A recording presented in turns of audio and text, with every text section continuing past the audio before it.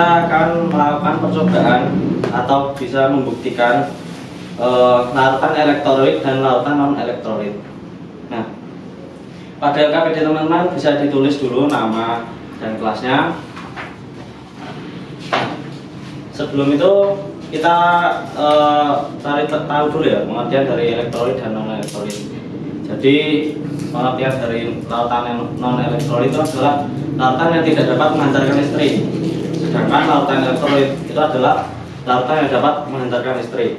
Jadi dalam lautan elektrolit itu terdapat ion-ion yang bisa bergerak sehingga bisa menghantarkan listrik karena ada elektron-elektron yang bergerak di dalam lautan tersebut. Oke, pertama-tama kita spill dulu ya bahan-bahannya serta alat-alatnya ya.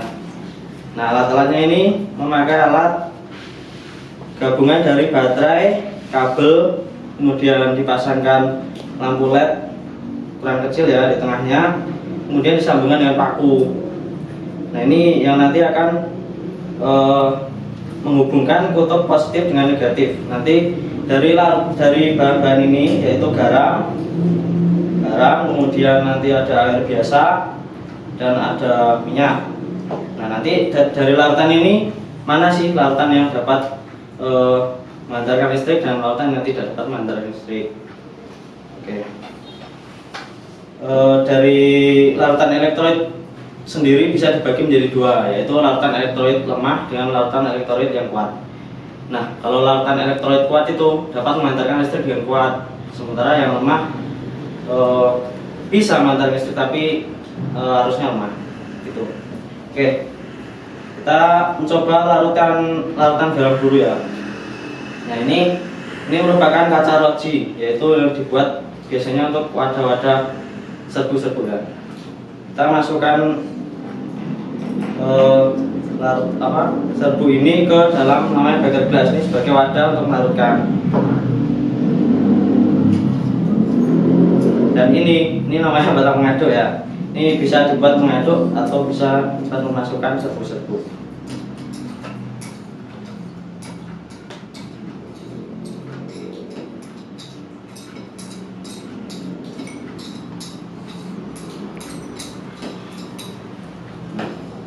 Kemudian kita larutkan dengan namanya aquades atau air suling. Dimasukkan dalam larutan garamnya secukupnya saja. Nah, kemudian kita larutkan dengan namanya batang madu ini di bagian yang gepengnya nih ya, yang pipihnya. Kita larutkan secara perlahan-lahan dengan searah.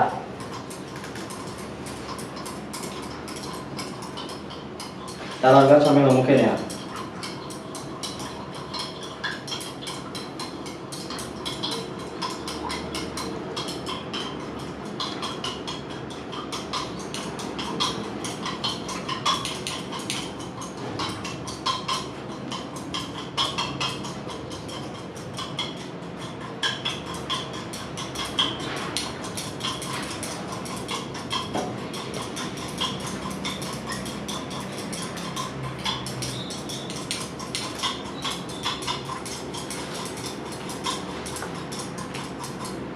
Nah, sekiranya cukup untuk dihomogenkan, kita coba tes memakai alat daya antar listrik ini.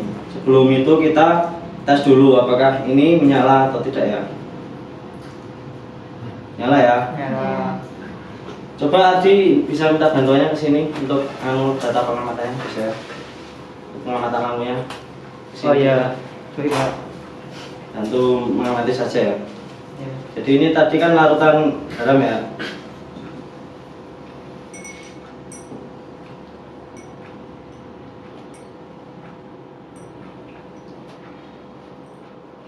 Nah, ini bisa dilihat lampunya menyala terang, redup atau tidak menyala. Menyala redup. Ini coba nanti kita bandingkan ke ini ya, ke larutan yang lain. Coba ini lebih terang yang mana dari larutan yang lain. Sekarang coba diisi LKPD-nya. Yang pertama itu lampu menyala terang, redup atau tidak menyala. Nanti kita bandingkan. Terus kemudian bisa juga tuliskan reaksinya, karena NaCl ini kan atau garam dapur ini kan rumusnya NaCl ya. Nah, nanti bisa ini namanya mengalami reaksi ionisasi. Nah, nanti dicari reaksi ionisasinya menjadi apa dengan apa, nanti ada ion positif. Oke. Yang kedua, kita coba larutan air biasa ya atau aqueous ya.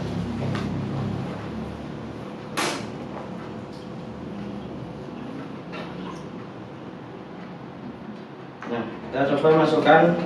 Sebelumnya ini pakunya harus dibersihkan dulu, nanti kombinasi dengan larutan yang tadi ya. Coba kita tes. Nah, Adi, coba bandingkan dengan yang tadi. Ini redup atau terang yang mana dari yang tadi? Terang yang tadi Pak, yang itu redup. Berarti ini redup ya Ya. maksudnya. Nah, cari lagi, kemudian cari lagi ini termasuknya kan H2O. Nah, tuliskan di LKPD-nya reaksi ionisasinya. Kemudian kita coba larutan yang terakhir, yaitu larutan minyak goreng ya. Kita bersihkan dulu.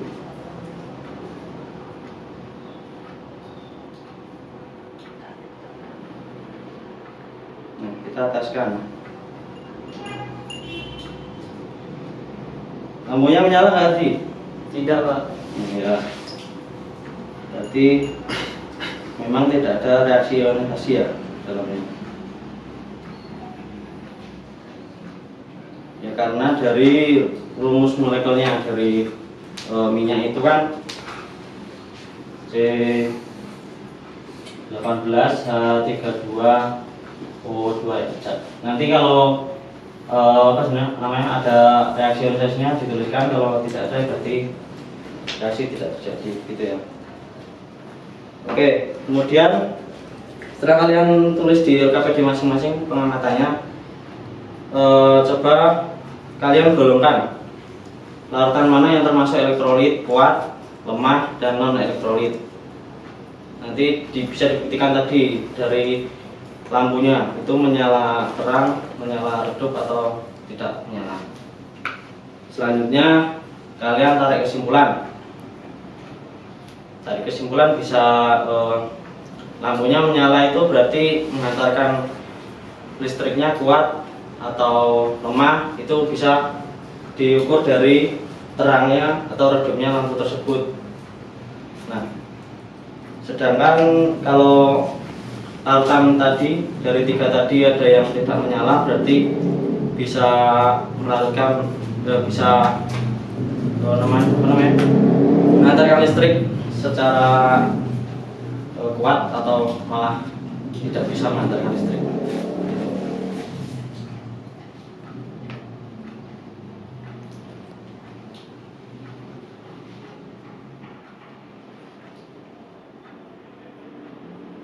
Kira-kira kalian ada kesulitan nggak dari reaksi ionisasinya? Mungkin belum ada ya.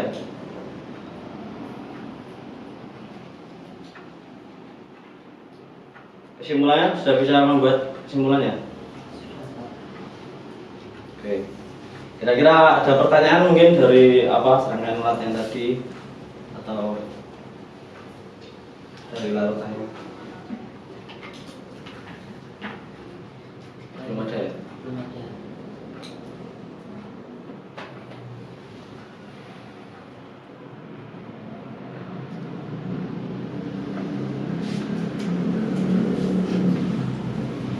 Selanjutnya kalau kalian kira-kira sudah selesai praktikum, bisa membersihkan meja-meja yang kotor ya.